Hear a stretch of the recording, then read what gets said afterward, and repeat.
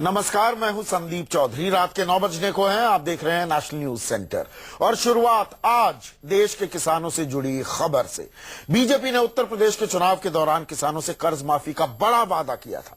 प्रधानमंत्री ने कहा था कि सरकार बनते ही पहली कैबिनेट मीटिंग में छोटे किसानों का लोन माफ कर दिया जाएगा, लेकिन योगी कैबिनेट की अब तक मीटिंग नहीं हुई है। आपको बता दें, एक अनुमान के मुताबिक छोटे और सीमांत किसानों का कर्ज माफ करने पर करीब 92,000 करोड़, जी हां 92,000 करोड़ रुपए का खर्च आएगा। तो क्या कहीं इतनी बड़ी रकम का जुगाड़ करने में देरी तो नहीं हो रही?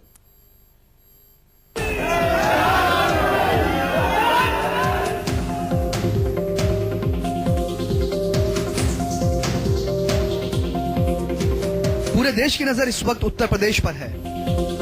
लोग जानना चाहते हैं कि वादे के मुताबिक बीजेपी सरकार किसानों को कर्ज माफी का तोहफा कब देगी।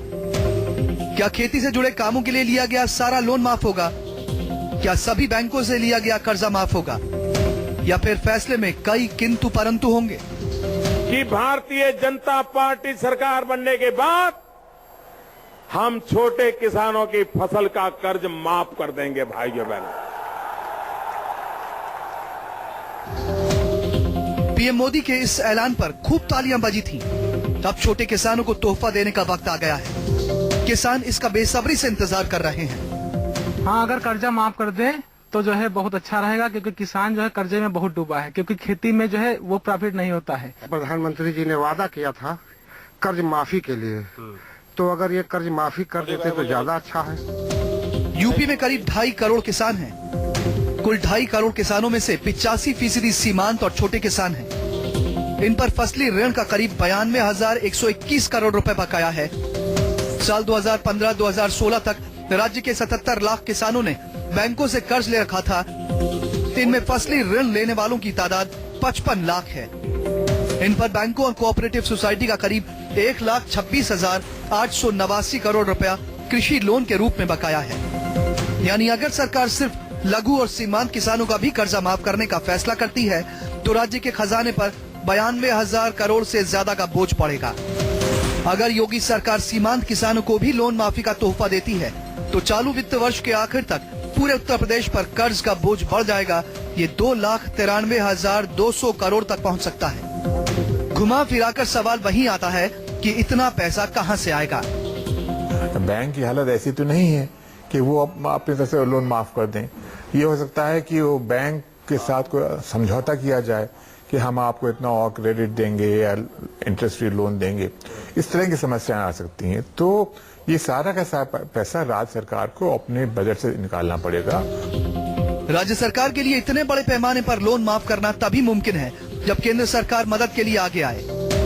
वहीं मोदी सरकार के लिए ये आसान नहीं, क्योंकि यूपी के किसानों को इतनी बड़ी मदद देने के फैसले के बाद तमाम राज्यों से ऐसी ही मांग उठेगी।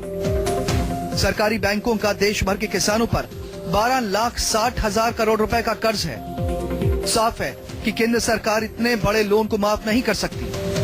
कोई राज्य सरकार यदि अपने राज्य खजाने से लघु सीमांत किसानों का कर्जा माफ करती है तो इसका स्वागत करना चाहिए राज्य सरकार।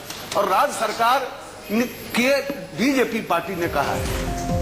2012 के चुनाव में समाजवादी पार्टी ने किसानों का 50,000 रुपए तक का लोन माफ करने का वादा किया था। तब अखिलेश सरकार ने इस वादे को पूरा किया था, जिसका फायदा 7,20,000 किसानों को मिला था। लेकिन उस फैसले की वजह से अब भी यूपी के खजाने पर हर साल 1,650 करोड़ रुपए का बोझ पड़ जाता है। दिल्ली से शिवांग माथुर के साथ अशोक तिवारी, न्यूज़ 24, लखनऊ।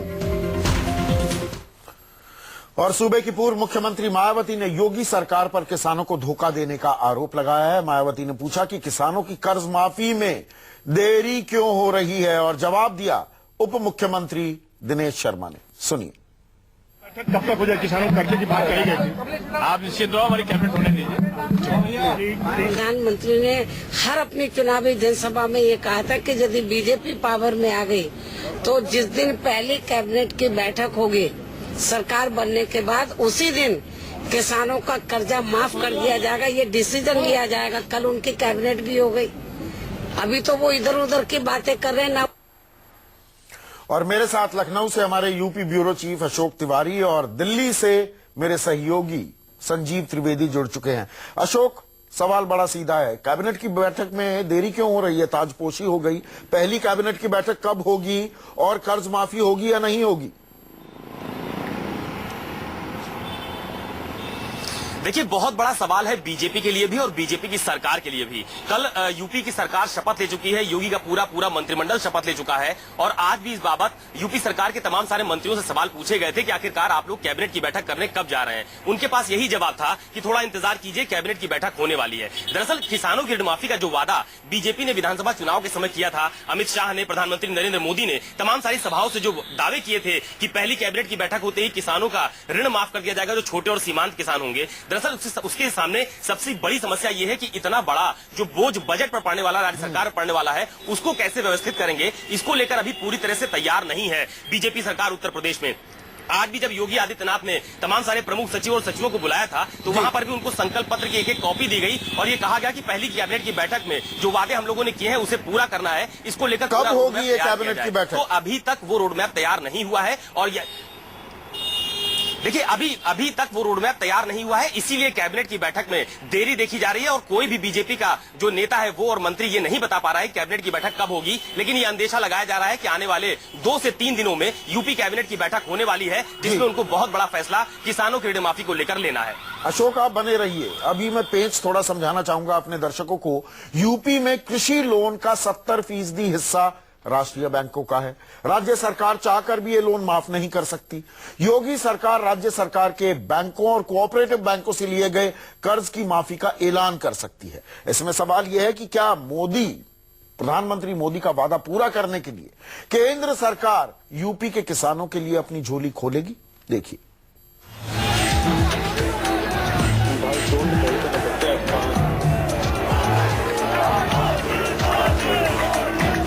बीजेपी ने यूपी के चुनाव में किसान कार्ड सोच समझ कर चला था। वजह थी किसानों की बड़ी आबादी। देश के 16.9% किसान अकेले उत्तर प्रदेश में हैं। राज्य के 59% लोग रोजी रोटी के लिए खेती पर निर्भर हैं। यूपी की जीडीपी में कृषि क्षेत्र की हिस्सेदारी करीब 27% है। लेकिन किसानों की जितनी बड़ी तादाद है उससे कहीं ज्यादा दिक्कतें हैं।